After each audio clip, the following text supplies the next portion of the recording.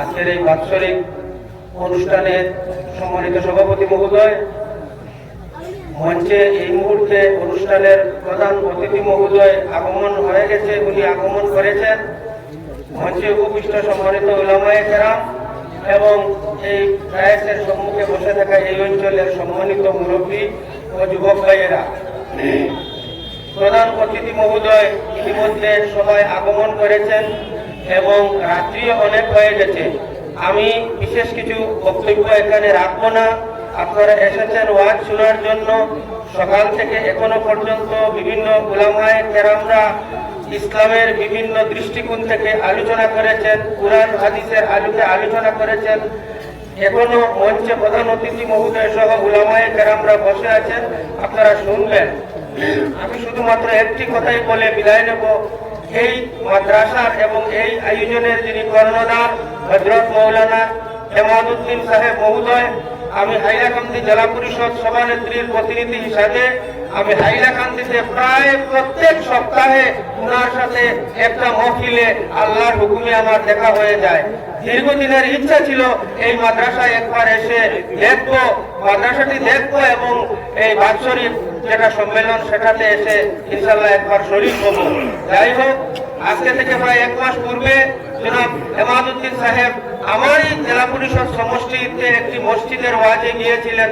সেখানে এইভাবে ডায়াসে একদম মাইক্রোফোনের সম্মুখে আমাকে আনুষ্ঠানিকভাবে নিমন্ত্রণ দিয়েছিলেন।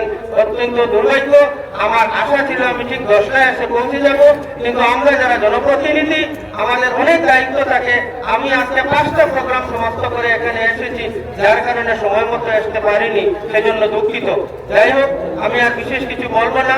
আমি আজকে এখানে ওয়াদা দিলাম, আল্লাহ পাক যতদিন আমাকে বাঁচিয়ে রাখবেন, জাতীয় মাদ্রাসার প্রত্যেক বছরের বাৎসরিক প্রোগ্রামে আমি আসবো। আমি জনপ্রতিনিধি থাকি অথবা না থাকি, ইনশাআল্লাহ। এখানে প্রধান অতিথি মহোদয় আগমন করেছেন, ওনার মূল্যবান বক্তব্য আপনারা শুনলেন।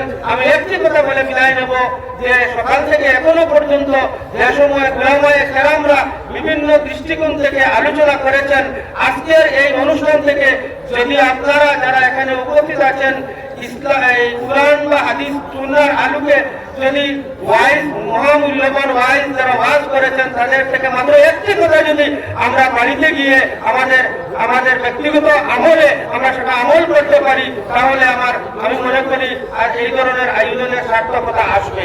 আর বিশেষ কিছু বলবো না। আমি আপনাদের এই সময় ব্যক্তিগতভাবে নগদ 10,000 টাকা দেব এবং মৌলানা এমাদউদ্দিন সাহেবের সাথে আমার অত্যন্ত সুসম্পর্ক।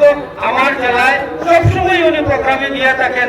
আমি ব্যক্তিগতভাবে ওনাকে বলবো যে ওনার মাদ্রাসার একটা প্রয়োজনীয় যে কোনো ইনফ্রাস্ট্রাকচার বা ফার্নিচার এই ধরনের কোনো কিছু প্রয়োজন থাকলে আমি পরবর্তীতে ওনার সাথে আলোচনা করে সেটা দিব। আর এই মুহূর্তে আমি 10,000 টাকা দেব ইনশাআল্লাহ। আল্লাহ পাক আপনাদের সবাইকে ওয়াজ শোনার তৌফিক দিন। এখানে প্রধান অতিথি মহোদয় আগমন করেছেন, ওনার বক্তব্য শুনে আপনারা ইনশাআল্লাহ চলে যাবেন। আমি আর বিশেষ কিছু না বলে উপস্থিত সবাইকে শ্রেণীমতো শ্রদ্ধা এবং শুভেচ্ছা জানিয়ে এবং আল্লাহ পাকের অশেষ শুকরিয়া আদায় করে আমি আমার সংক্ষিপ্ত বক্তব্য শেষ করছি। আসসালামু আলাইকুম।